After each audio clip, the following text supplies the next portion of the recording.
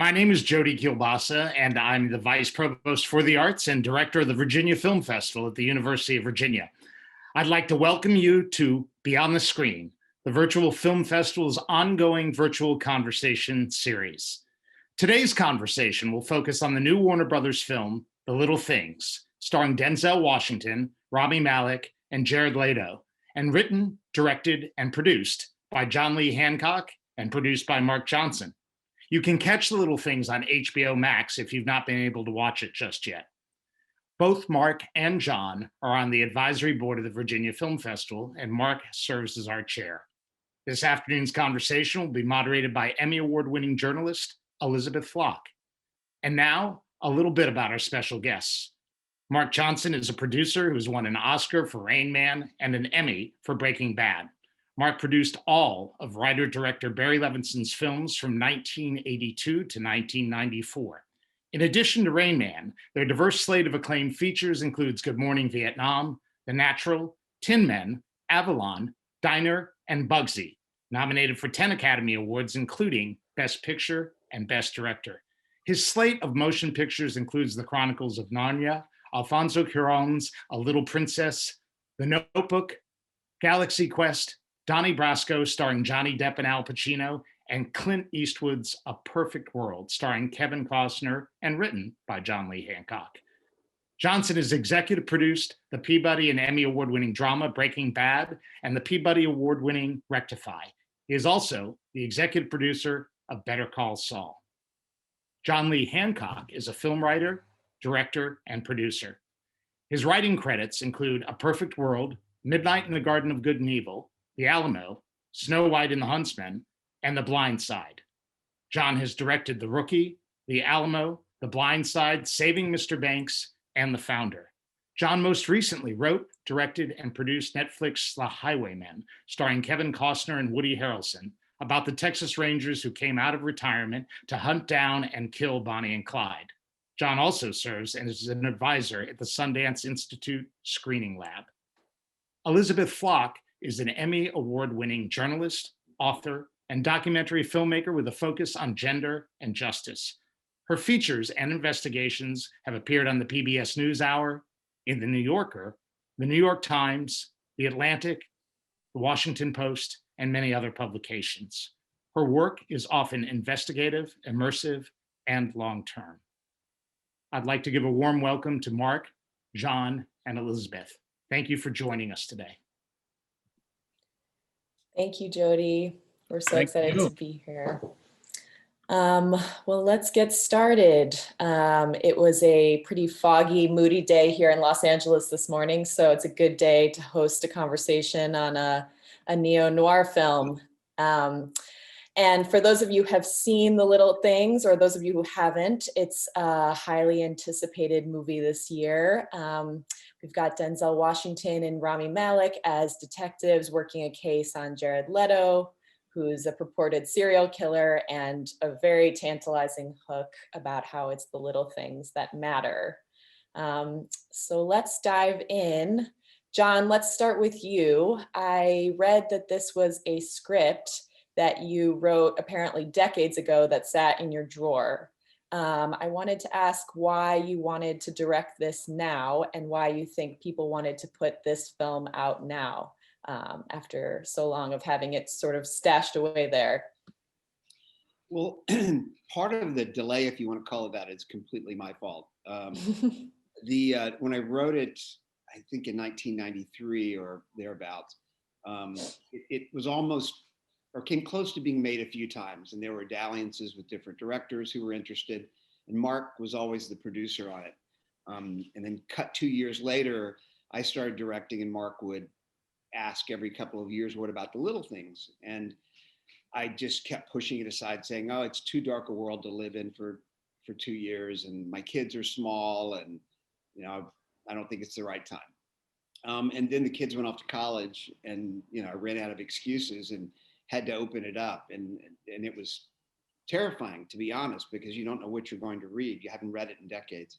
But I really did like it, and so Mark and I talked about making it, and was great. Warner Brothers had the rights all these years later, because they had the rights back then. It was an original script, and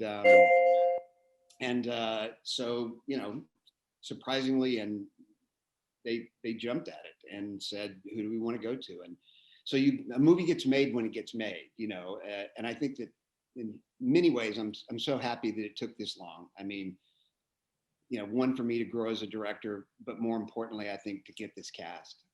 Yeah, it's truly amazing cast. And it's interesting that you were avoiding it because of the dark subject matter. Mark, you're often in the crime space lately. Why did you want it? Why did you think you kept coming back to the script, and why were you sort of bugging John about this particular film getting made? A producer has a number of scripts or projects on his shelf, and there's some that you suspect are going to be there the whole time, and then others you just know at some point are going to get made. And there's something about the originality, the sort of, for me, the investigative quality of this script and of these conflicted characters that just kept coming back to me. And I'm so proud of A Perfect World, which John wrote, which I think exhibits two sides of John.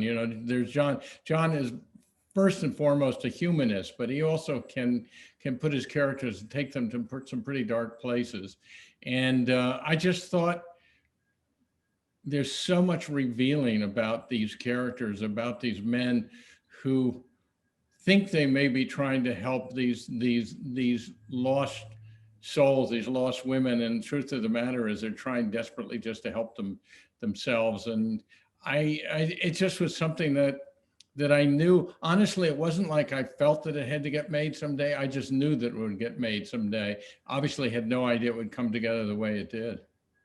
Yeah, I mean, certainly these are really intense character studies that you're doing, John. And, it's a lot about the psychology of these men. It's interesting to hear you say, Mark, that it was really about them in the end. But obviously, Denzel and Rami's character are both going through intense emotional trauma from the job themselves. We have Jared Leto being creepy as hell. Can you just talk a little bit more about how you thought of this, perhaps as a character-driven film, if you did, John, and how that may have led, if you think, these three amazing actors to sign on? Yeah, I mean, but I can't remember kind of the genesis moment for this script, but I was living, in a crappy apartment in Hollywood, and here in the city of angels, and looking out at the kind of dark, dirty streets and all that, and it just kind of came together in a weird way. I'm very interested. I mean, I don't know if it's a theme in my work or whatever, but certainly I've had stories where it's an examination of kind of the darkness of men's souls and asking the question, what is it to be a man, and what is a man anyway? And obligations in terms of societal obligations, obligations to self, to family. I don't know. It's just a question that keeps coming up. So I knew that, in Joe Deacon, it was somebody who was very complicated, had a dark history, and it was very much about an attempt at redemption and failing, that drew me to that character. And then, I think that the younger version of himself in some ways is Jim Baxter, played by Rami Malek. And I was just very interested in, I mean, it's going to sound like a pun, but the virus that would be spread from the older cop to the younger cop, and with the older cop not even realizing it until he's gotten his partner sick, if you will, and then try to do something about it. And so the complications that arose from that, and just how badly we could screw up these guys' lives as they attempt to do the right thing in all the wrong ways. So I don't know. I wish there was some magic pill to say, yes, this is what makes actors say yes to a project, but both these guys were drawn to the complications. So do you think these are, to follow up on that, John, admirable men in any way? Partly, yeah. I think that deep down, they're trying to do the right thing. Now it becomes really confusing. You know, at one point, Joe Deacon says, "I'm doing it for me. I'm not doing it for the victims. I'm doing right. it." He's such an important line. He's come a long way with this, and he sees things that other people don't see.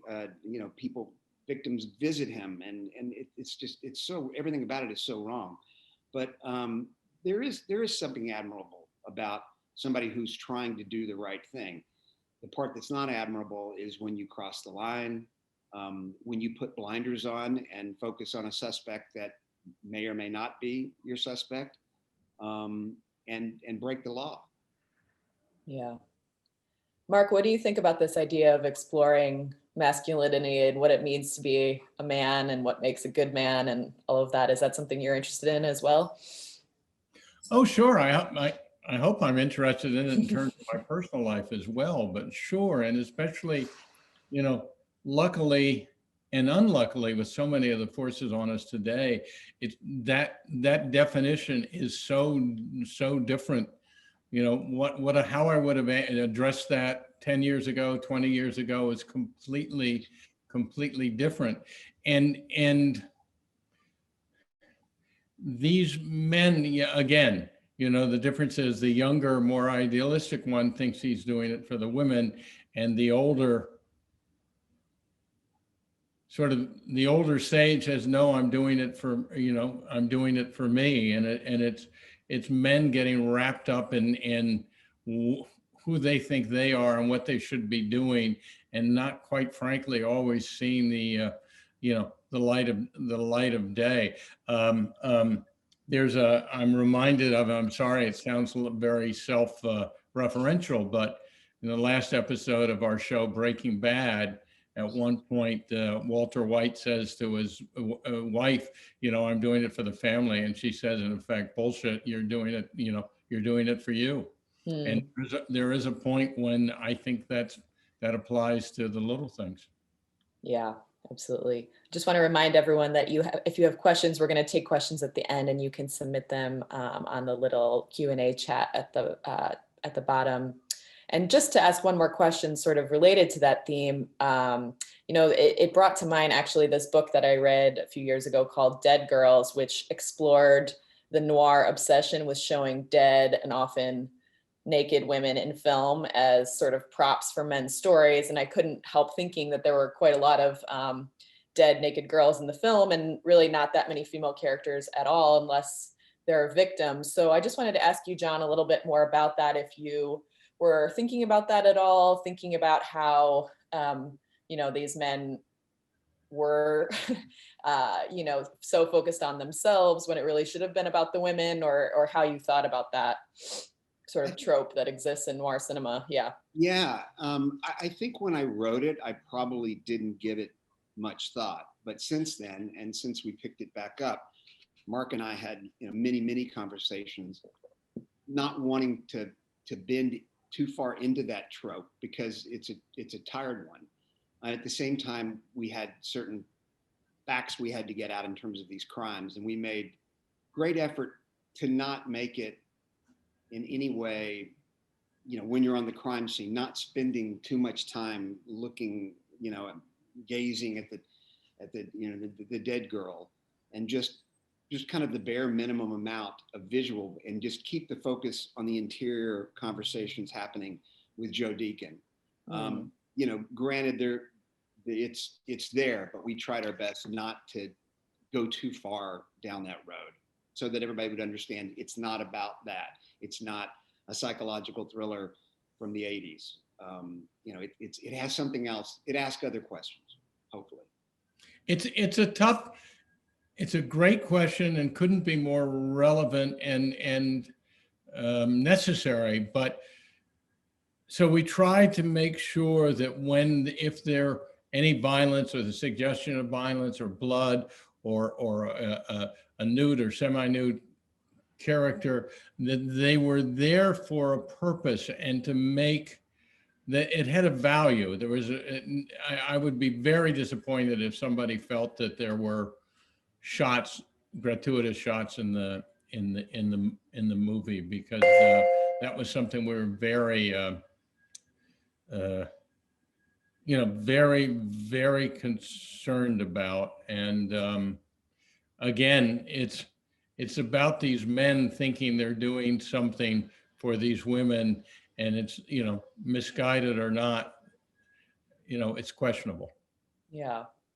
Now, what is it about Joe Deacon? What is going on with Joe Deacon talking to the women, John? I'm sort of desperate to hear your interpretation of this. It's incredibly unsettling and interesting. Yeah, I mean, is it in his head? Does it actually happen to him? I mean, he has the speech to Baxter where he says, you draw the black bean. Maybe they remind you of a kid you beat up or bullied in the schoolyard, or maybe their green eyes remind you of your ex. But whatever the reason is, you own them. You own them. You're their angel. They're wherever they are, and you're their angel. Trying like hell to turn the ledger from red to black. And then he warns Jimmy to stay out of the angel business. And it means something to us as a viewer, I think, because we know. It means something to Baxter at that moment, but Baxter just thinks he's just giving him advice. What he's saying is, you don't want to have this relationship with victims that I do, because it ruined my life, and it's still ruining my life. So yeah, when I remember writing it and thinking, I want him to talk to this girl. And the first time he talks to the girl at the autopsy room, it's a little bit of a trope, I guess you might say, with something you go, oh, he's talking to the dead girl, and yeah. But then we find out that he probably expected her to talk back. I mean, because he has victims visiting him, and in some ways looking at him not like, go get him, Joe, but looking at him like, take care of yourself, man. We don't hurt anymore. So yeah, and then you just, when you're shooting a scene like that, you just, say, here you are, turn on the camera and watch, Denzel, which is pretty fun. Yeah. What was it like for both of you to swim in this pretty dark story for the last few years? How did it change you, if at all? It was and Mark and I've talked about this too. It was a very satisfying experience making the movie, but it was very hard. It was hard. We had a tight schedule and a tight budget and all the usual reasons for difficulty. But I think the subject matter plus the dark cloud over these characters made it a very serious set. I mean, not to say that we didn't treat each other well and people were kind and there were the occasional laugh here or there, but it was hard on me. It was hard. I mean, you're waking up every day and thinking about the scene and thinking about the obligation you have to not only the script, but kind of more importantly to the actors. And you've got 3 actors like this, so I probably for many days over prepared and just thinking about every possible thing that can go wrong. But Mark might have a slightly different experience, but it was a very hard movie for me. It wasn't, not that every movie has to be fun, making it has to be fun, but it was not fun. It had a sort of a cloud over it, and it doesn't mean that it's not satisfying, and it is. It was hard. It was physically hard, but you're in a world, you're in a world with troubled, fallen characters, and you're dealing with some of the worst aspects of Los Angeles, of human life, of men's behavior. And, it's not the sort of thing where you sit around and joke. So we were all, I think it was a very serious minded set. And by the way, all 3 actors are very serious about what they work, and they're very serious about how they work, and very serious on the set. It's not you hear about actors all the time making a movie and they play practical jokes on one another. That was never going to happen on this movie. I can imagine. Well, I wanted to ask about one other thing that I was thinking about while watching this, which was whether either of you were thinking about how in a year and a time when we're asking a lot of hard questions about policing in America, that you were probably already underway making a drama about two cops and what they kind of go through. Was that dilemma on your mind at all, that conversation and this coming out in this time? Yeah, I mean, it certainly was. I mean, you look at a movie that's a period movie through a contemporary lens. Always, that's you Right. come to the movie on that day and at that time, and fully aware of everything that's happening in the country. I thought it would be an interesting lens. I mean, you've got, on the one hand, you've got cops trying to do the right thing, and there's something admirable about that. But at the same time, they're willing to cross the line, bend the rules, do whatever to exact their form of justice. Right. So it felt kind of relevant to me. I mean, and people, bring their own lens and watch the movie their own way. And there are probably like lots of different examinations going on with the viewer. But I don't know. I thought it was interesting because of that. Yeah, absolutely. You watch them sort of edge closer and closer to doing things that you'd rather not have police do. Mm-hmm. Do you have any thoughts on that, Mark? I think John pretty much said it. It's an impossible job, and yet somebody's got to do it. And he or she, more often than he, brings their own shortcomings. It's, as I say, it's an impossible job, and I don't know how anybody does it. And it would be crazy to think it doesn't get to people and have direct bearing on how they behave. It's not insignificant. Obviously, John, from the very beginning, gave Rami Malek's character, Jim Baxter, two daughters, not sons, but daughters. Yeah. And so, who is this man trying to do what he's doing in his world and coming back and being a good father, period, but certainly a good father to two young girls. And Joe Deacon has two daughters that have grown, so they have that in common. It's funny, something you asked about earlier about, it's very male. At one point, I think when we picked it back up and I was cleaning it up a little bit, I thought about, gosh, what if Baxter were a female? And I thought about it, and because women can be just as complicated and dark as men, but I think that I ended up sticking with what I had because I think there's an element that's in that examination of what is it to be a man that says, I've got to fix it. I'm the guy who solves this. I've got to fix this. And men are often trying to fix things and just screwing them up. So I thought that it was an examination of the two guys saying, we're the ones who are going to fix it. And there was even a line of dialogue that we cut out. We didn't necessarily need it. And it was from Flo Dunnigan when she's eating lunch or dinner with Joe Deacon. And I think there was some kind of a line about, you're just going to puff up your chest and try to fix this, aren't you? It doesn't work that way. And it ended up being a line that went away because I thought it was kind of inherent to these characters already that, they were trying to fix it, and then, we'll see what happens. Right. Yeah, that makes so much sense.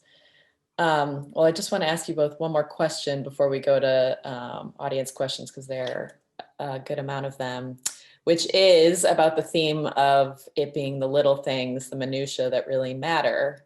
Joe Deacon says, in the trailer, in the movie, that it's the little things that tear you apart. It's how you get caught.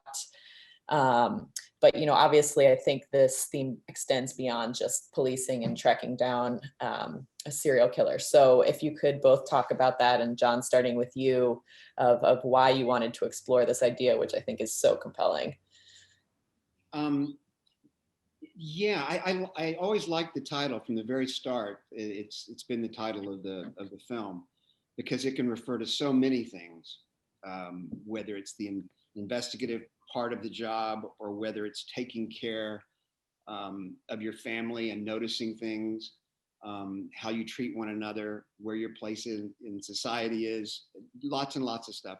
I like the fact that the first time he says it to Jim Baxter, they're talking about their killer. We're going to catch him, and we're going to catch him because of the little things. It's these tiny details that get people caught. And then when it's at the end, he's telling Jim Baxter how you won't get caught if you do these. You can't do these things or you will be caught. It's the little things. So that is kind of pervasive throughout. And I like the flip when it becomes, and you can see the look in Jim Baxter's eyes when he realizes, there maybe is only one killer in this movie. And because we don't know about Albert. Certainly. Yeah. What do you think, Mark? Well, I always love the title because it's so obvious. It's like anything in life. It's not the big gestures. Anybody can make a big gesture and grandstand. It's the little things you do, the consistent things, and it's about how we treat one another. Again, it's the little things, and it applies to everything in our life. And I think in this particular case, just as John says, I understand why it's important in catching the criminal, and also, quite frankly, in avoiding being caught. Yeah, absolutely. And for those who haven't seen the movie yet, and for those who have, the open question about the killer and if there is only one killer in this movie is such a provocative one. So I want to go now to audience questions. Okay, so we have a question from Kenneth Ronkowitz, who wants to know how you both feel about simultaneous release in theaters and streaming. Do you think this will happen even long term beyond COVID? Go ahead. And yeah. Sure. I don't know. I don't know how I feel. We heard on Monday, everybody at Warner Brothers was ecstatic because we were #1 at the box office, the theatrical box office, and #1 streaming over the weekend. And that sounds great. I don't know what it means really. And obviously we make movies. We make movies to be seen on a screen, and this one in particular, and not just because of the sort of just what it looks and sounds like, but just the experience of sitting in a room with a bunch of strangers. So the romantic in me believes, of course, we'll go back to the theaters, and movies will eventually, if they're not made for a streamer, will eventually work their way onto TV. That may be naive of me. I have to say, more people have seen this movie now probably than would ever have seen it if it had just been theatrical. It's just, I don't know what the numbers are. I don't know if HBO Max will ever let us know, but it's, it's a whole new world. And I'm, quite frankly, most importantly, I'm really happy that the movie's out there. And it's surprising, apparently, those of you who are in Charlottesville, apparently you can see it in a movie theater there. So which I live in Los Angeles, and there's no such thing as a working movie theater. But apparently in Charlottesville, you can go to a theater and actually eat popcorn and watch it.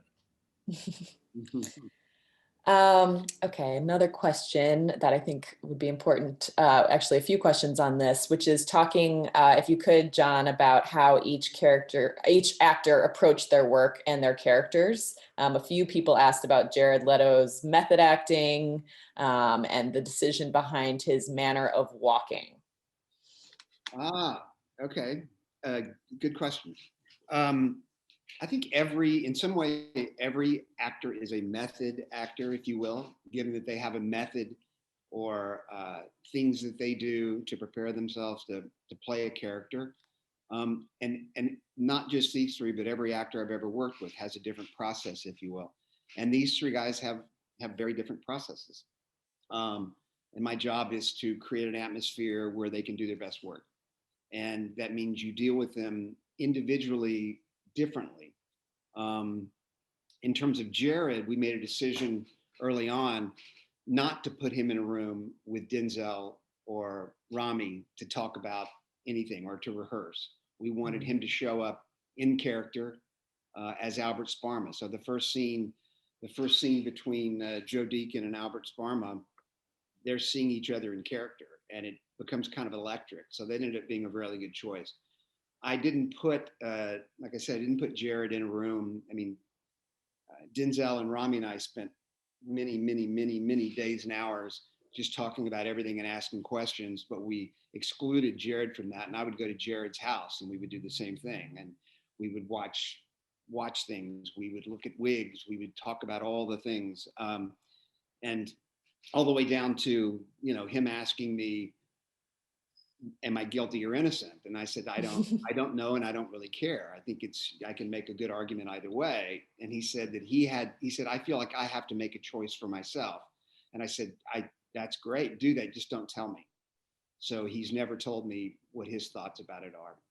Wow. But the walk was, he did it for me at his house. He'd been working, he's very into behavior and transformation into a character. And he tried the walk and he said, does that upset you? Or do you think it's too much? And I said, I like it. I like it. Where did it come from? And he said, I won't tell you until after the movie because it'll spoil it. I said, if I tell you where it came from, then you're gonna laugh every time I do it, and that's not the right energy to have on the set. I said, okay, fair enough. So the last day, I said, okay, give up the goods, and he said, I based it on Kim Jong-un. Oh my God! Wow. And if you Google Kim Jong-un walking, it's uncanny. Wow, it's spot on. Yeah.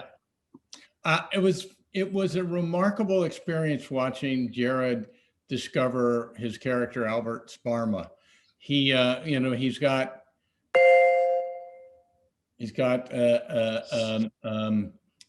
fake teeth. He's got makeup, very bad skin. He's got contact lenses. He obviously his hair is all greased up. He has a fake nose. And, with the walk, and you could see, we would go to the makeup trailer and watch it piece by piece. And he experimented.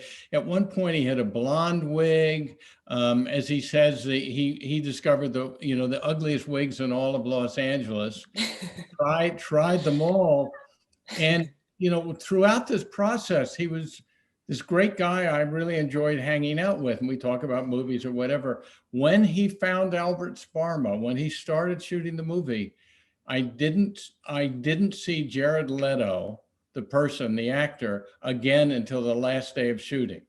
Up till then, he was Albert Sparma, and he might walk by me and fist bump me or something, but that was it. There were no conversations, and you never saw him hanging out around the craft service table. He was playing that character. It was really, it was fascinating to watch the process. Mm-hmm. I think it's one of the testaments of the movie that you can't decide whether he's innocent or guilty, and it really, you keep going back. It's this incredible sort of back and forth in your brain of whether he is or he isn't. Could you talk?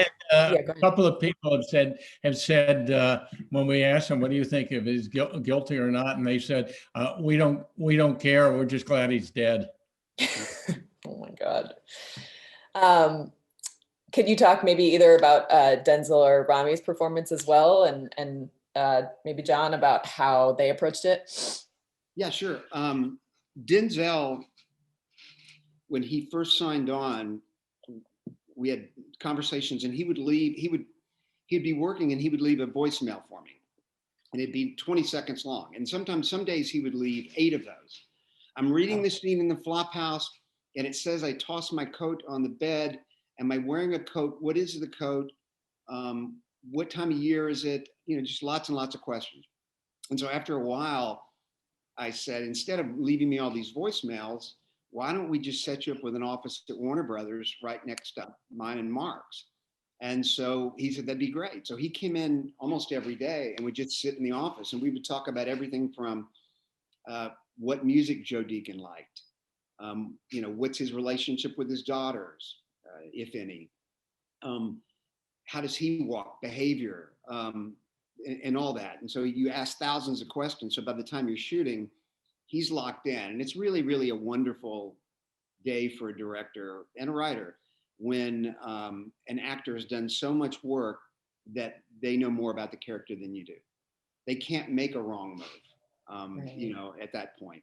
And Denzel is behavior is really important to me, and I think he's just so watchable that anything he does, whether it's scratching his temple while he's thinking, it becomes an internal exercise for the viewer. What is he thinking? What are those eyes trying to get to? So there were times where I would be watching from behind the camera, and the scene would be over, and I would forget to say cut, you know, and he would say, look around, we still going? We still going? I said, yeah, I just love watching you act, man. And or let's do another take. You want something different? No, I just love watching you act, man. And it was great. And Rami is a worker bee, man. That guy, he works so hard and asks so many questions and wants to be so good that he is pushing every day, not just to be good, but to be the very best he can be in this character, in this movie. So they're all very different. And I tried to give them the latitude to do what they do best. And it all worked out really well. Even when they were the three of them together, you think, boy, that's could be some pyrotechnics, or how am I going to handle that? But they were respectful of one another. They have a great deal of admiration for one another. And because of that admiration, they all knew they had to bring their A game. So they came loaded for bear every day. I'm thinking of that moment when Denzel as Joe Deacon is in the car and smiles at Jared Leto at this kind of almost creepy smile. It was like showing so many emotions at once and just unsettling, like so much of the movie. Yeah, Jared said that there were times, he said, you know, whatever you offer up, you're going to get, it's going to get hit back over the net at you. And he said, you know, and I forget if it was that car scene or if it was the scene in the carport outside his apartment. But he said at one point, because he had an expectation that Joe Deacon would be this hard-ass detective, and he goes, and from the very start, he's smiling at me. And it was just, he said it was so brilliant. It took the scene to a whole different place. And you have to then hit the ball back over the net. He's smiling at me. What does that mean? He's not playing the hard ass right now. How do I respond to that? Yeah. So every single moment, and he also they all give you lots of choices, you know, so in the editing room, it's a joy. One person, Randall, asked, do you really feel that Rami's character would have actually gotten in the car alone with Leto? I mean, it's a very good question. To me, it's just a matter of the obsession that he has at that point. And, you know, and we get the idea that it's just kind of a one-time only offer, and you can't bring Joe Deacon. So I can understand people hanging on that, but hopefully they look at this guy, especially over the last couple of days in the movie, and man, he is frayed, and he needs to know. So hopefully that's the impetus, sufficient impetus to get him in the car. Yeah, willing to do whatever it takes. Yeah. Stephen Kung said, great job, John and Mark. Amid Black Lives Matter and the movement to defund the police, what does it mean to cast two minority actors, Denzel and Rami, as policemen in a story where they commit police brutality? It was, from my standpoint, it was never intentional in terms of that. It was just, who are the two best actors? You know, if I would have thought about that, then I would have said, oh, they have to be, you know, two white guys or something. And I thought, you know, police work is complicated, and you know, with Black Lives Matter and everything else, I just thought it would still remains interesting. And to me, it was just casting the two best actors for it. Yeah. Kenneth Ronkowitz wants to know, he's seen the description of neo-noir attached to this film. Do you both consider that accurate? And what does a noir mean to you, or neo-noir? Go ahead, Mark. I'm not sure I know what neo-noir is. I'm not sure I do either. I can figure it out, and you know, I went to graduate school in film studies, but I'm not quite sure. It's interesting. We didn't try and emulate anything. Obviously, we looked at a lot of other movies. We looked at movies from the 70s. We looked at a lot of LA movies, and we just wanted to make sure that it had and we're working in a detective genre. So it's, you know, by definition, we have a yardstick, I guess, but we really wanted to show a Los Angeles that nobody had seen before, which was very difficult, and not the Tarantino Los Angeles where you have all these iconic landscapes, but just to believe that it's LA and not have it stand out stylistically, have it believable. And so we never tried to say, okay, what is the, how would this look like if we were consciously shooting a noir movie? But I guess, I don't know, John, do you think it's neo-noir? I'm with you. I'm not sure exactly what neo-noir means, but other than updated noir, I suppose. But I mean, I love noir films, but to me, they're very stylized from a lighting perspective, and also there's usually some femme fatale or something involved. But so we didn't lean into that at all. What we tried to do with John Schwartzman, our DP, we talked a lot about practical lighting and not being afraid of things falling off into darkness, and embracing kind of the garish neons of Hollywood and Los Angeles that are ugly and yet appealing somehow. So I'm not sure if it's neo-noir or not.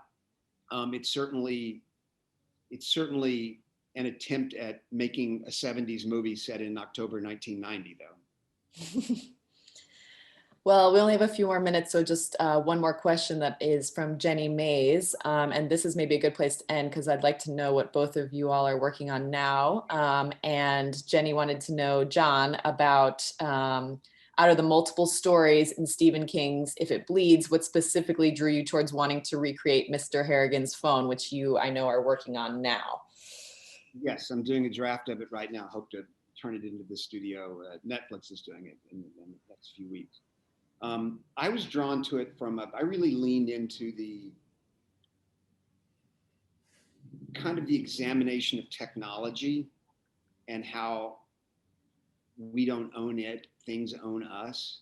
And I just liked that kind of thematically, and thought that I could even lean farther than Stephen did in the novella. And so, yeah, I mean, and it was one of those things where I was thinking about doing it. I mean, it came to me. I didn't read at that time I hadn't read the entire book. And Jason Blum came to me, and they wanted to do Mr. Harrigan's phone. So, it's not as though I picked between all of them. And Ben Stiller's doing one, Darren Aronofsky's doing another one. I'm doing Mr. Harrigan's phone. But when I read it, and I thought, I like this. Is there enough there for me to write it and direct it?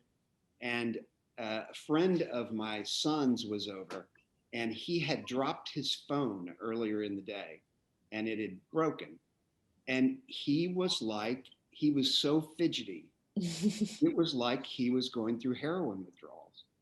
I mean, sweating and just not being connected to everybody and not getting approval, and so the ills of social media and everything like that. And I thought, oh, there is something to this novella. Yeah. Wow. I mean, I'm sure it will resonate with quite a lot of people. Yeah. We all have that addiction, I think, at this point. Yeah. Mark, what are you working on? We next month we start shooting our 6th and final season of Better Call Saul, and we have a movie that's going to come out the second half of this year on Netflix that I'm so proud of, because we made it in South America, and we made it in Spanish, and it's based on the book Fever Dream by Samantha Schweblin, who is this remarkable, I think, one of the most original voices coming out of South America right now, and directed by Claudia Llosa, who is a Peruvian director who I've known for some time. And I'm as proud of it as anything I've done in a long time. And so the idea of going to Chile and shooting a movie in Spanish and having it be a U.S. release, it's all very exciting. And then we have a lot of other things coming up. Probably too soon to talk about them, and I'm hoping to snare John into doing another thing, but I'm not waiting another 20 years. That's too long. Yeah. Well, thank you both, John Lee Hancock and Mark Johnson, who made The Little Things. Thank you to Virginia Film Festival and to all of you who joined in today for your questions. And if you haven't seen The Little Things, go check it out. Thank you so much. Thanks so much, Elizabeth. Yeah, take care. Bye. Bye-bye.